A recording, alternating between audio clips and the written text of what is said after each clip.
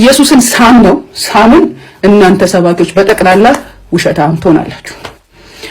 እሱ ከ2000 ዓመት በፊት የኖረ ነው፣ ሰባኪዎቹ ይበልጣሉ ብዬ ስመጣ እሱ ደግሞ ውሸታም ይሆናል። ቆይ ሁለቱንም ላስቀምጣቸውና ጠርዛቸውን ይዘው ኢየሱስም እዚህ ይቀመጥ፣ ሰባኪዎቹም እዚህ ይቀመጡ፣ ቃሉ እንደወረደ ብቀበል ይሻላል ብዬ መጽሐፉን ሳነብ ሁለታችሁም ውሸታም። ማንን ልመን ነው?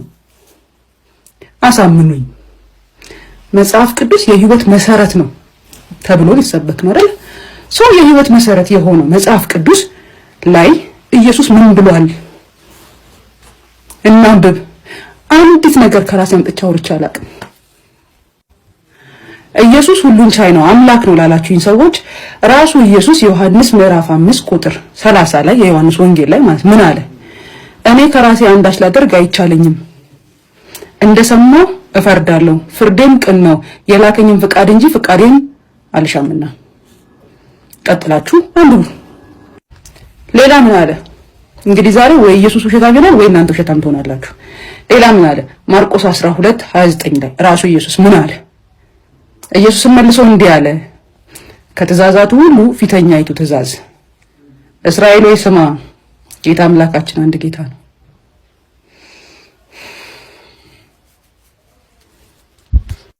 እሺ ሌላ ዮሐንስ 14:28 እኔ ሄዳለሁ ወደ እናንተም እመጣለሁ እንዳልኳችሁ ሰማችሁ፣ የምትወዱኝስ ብትሆኑ ከእኔ አብ ይበልጣልና ወደ አብ በመሄዴ ደስ ባላችሁ ነበር። እሺ ሌላ ዮሐንስ 20:17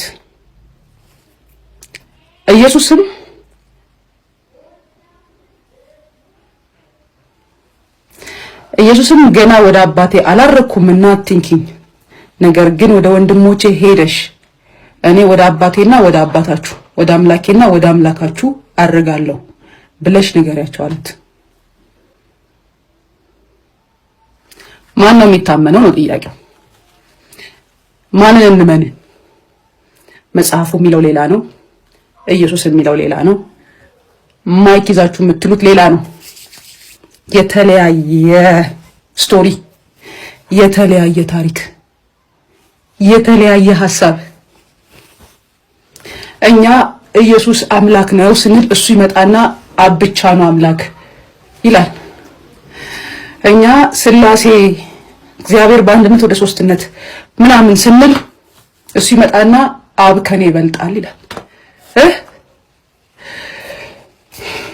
ኖ ብለን ነክሰን ኢየሱስን እናሳምነው።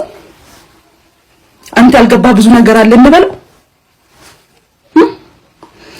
እስራኤል ሆይ ስማ፣ አምላካችን አንድ ነው፣ አንድ ነው በቃ።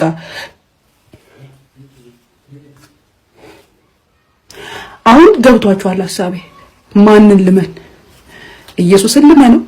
ኢየሱስን ካመንኩ ስላሴን መቀበል ይከብደኛል። እናንተን ካመንኩ ኢየሱስ ውሸታም ነው። ግልጽና ግልጽ አማርኛ። ማንን ልመን? እናንተን ልመን ወይስ ኢየሱስን ልመን? ኢየሱስን ካመንኩ ብዙ ነገር መቀበል ይከብደኛል። እሱን ነገሮች ስቀበል ደግሞ ኢየሱስ ውሸታም ሆኖብኛል። ይሄን ያለው ሐሳብ